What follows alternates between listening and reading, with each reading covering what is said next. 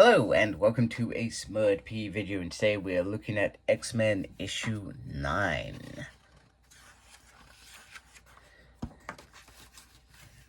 Apologies, let me just get my camera into a better position. So this is written by Jed MacKay, pencilers Federico Vincent Tini and Ryan Stegman, inkers Federica Vicentini and JP Mayer, colorist Marty Gracia and Fur Servuns Soju, and VC's Clay and Cows on the les. I apologize if I said any names incorrectly. So, Psylocke and Nightcrawler end up in an unknown corridor, and they debate swordplay. Psylocke says, "With swords I kill, whereas you play." And then Nightcrawler says, "Don't you realize that we're no longer being influenced by an artificial anger?" Meanwhile, the Warden is getting frustrated that there are all these X-Men, and then we're sort of hinted to the first hint of Corona sort of powers. I think that's what it's called. Maybe I've forgotten. I'm worried now that I've forgotten.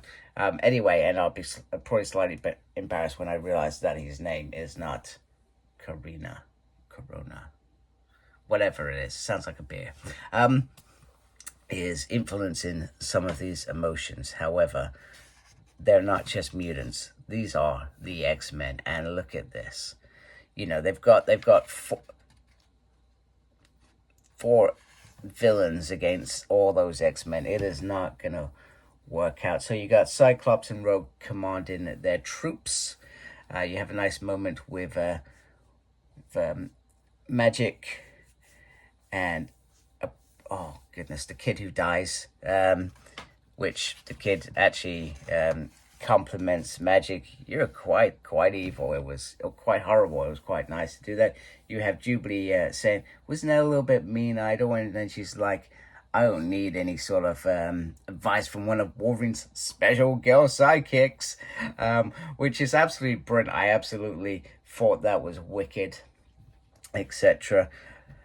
Blob, Juggernaut taking out Blob takes a little bit long, so Cyclops sends Magic in to help clean it up. Then we get Jubilee saying, "Oh, you scared Quentin." Oh, it all makes sense. Then Temper has a moment with Ransom, which is nice. I saw this, and don't get me wrong, I haven't read Falcon's Captain America in particular over the years, but I'm not sure if this is meant to be sort of based on the movie, perhaps, but I find it off when there's a movie where these two are about to fight that they shove in comics. It's almost like the comics now use the movie to do stuff like this. It irritates me. It should be the other way around, in my opinion. And like I said, I'm not reading this stuff, so I could be talking out of turn to folks that are reading it anyway. So they get to a point where they've dealt with the Sentinel dogs, which we didn't see much of in this fight. The whatever they're called, I've forgotten what they're called. And then Rogue is like, "Well, what now, Slim?" Which I find is a nice moment, and we get a couple more nice moments before the end, before some bad moments. So then pretty much the Warden decides that it is time to enact the White Protocol, and then she says, "You claim to be a psychic to rival Charles Xavier. Prove it." Those bits are pivotal to what's about to happen, because I've been looking at this guy who looks sickly, on crutches, struggling. There's more to him. So Kurt and Betsy find... Sorry, it's not Betsy, it's Kawan. Sorry, apologies, it's Kawan there. They find the vault, not the vault that the others are looking at, and they are about to open it up. And then apologies, just on my camera. So this is the moment, the nice moment, where it's like Rogue gives the olive branch rather than perhaps they're both stubborn as each other, but Scott I can imagine is a little bit sometimes more stubborn in when he believes something. So she says, "We're all X-Men. We need to start acting like it." And he goes, "Yeah, you know what? You're right.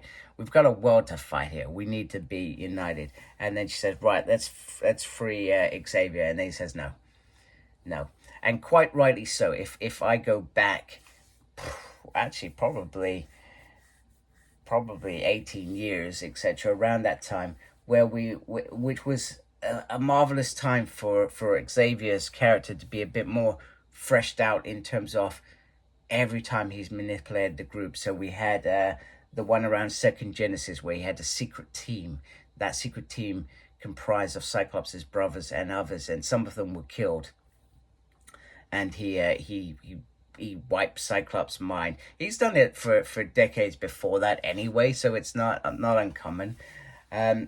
Then we had the one with there was another one which my brain is not picking up. Anyway, there was multiple moments that cropped up around Wolverine as well, and basically this is given, and he says no more. We need to be free of Charles Xavier and not on his leash, because that's what will happen. He will manipulate us. He manipulates us with his dream, and then we forget our dreams of our own. So this is a Cyclops that who has followed this dream for in some ways he followed Magneto's dream as well. So he's been comprised by others' dreams, and I'm not sure he actually knows his own dreams at the moment. And this is perhaps why it is around just protecting mutants, etc., which is very simple, protecting his own. So but he knows Xavier being released is dangerous, which is going to lead on to that event later in the years, which I think is around March, April, which probably isn't actually that far away.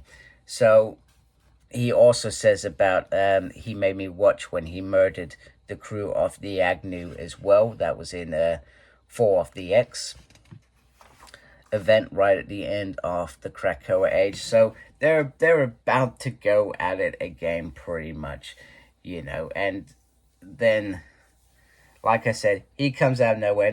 Nobody knows who he is. I don't remember him everywhere. And sorry, Corona is the lady, not this dude. I always forget his name. I do apologize. But he says, "You're all worried about Xavier, and you never stopped to think about who could keep the world's most powerful psychic locked down." That is the word here. He is that powerful. He looks feeble, and that's the deception that has been so well done, because even I didn't notice it. I didn't notice it at all. I completely ignored it, and I was trying to understand why this guy was next. That was the only thing. I was like, why is this guy next to her? Why is he so pivotal to her? But to be able to pull off what is pulled off, then we get this. What a time to give us a gap, hey? But it always happens. So he releases White Light Protocol, where pretty much 16 mutants, nothing. And then Juggernaut decides to go bash in the door, and he says, "You don't understand. There's no need to bash that in. Xavier's not in there. Xavier's not in there because they don't want him in there." And they chose to bury him underground as a dead man.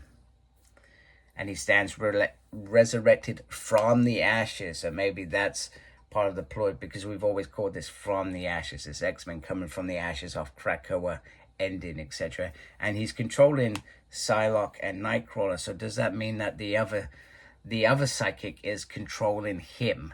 Well, that's how I would perceive that.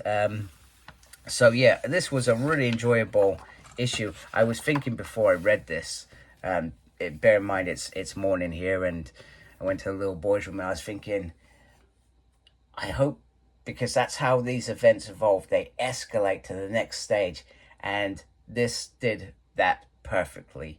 It de-escalated, then it escalated again. It was absolutely brilliant. It had action, character development, moments of pure X-Men understand with the likes of Cyclops and Xavier, that relationship, which stems back to a lot of emotional damage now, if you look at it.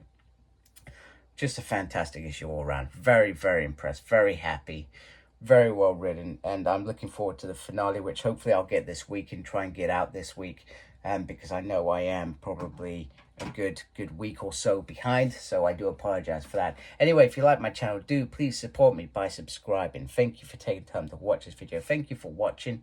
Thank you everybody that subscribed to my channel already. Make sure you look after yourself, and as always, embrace geekiness. Take care. Goodbye.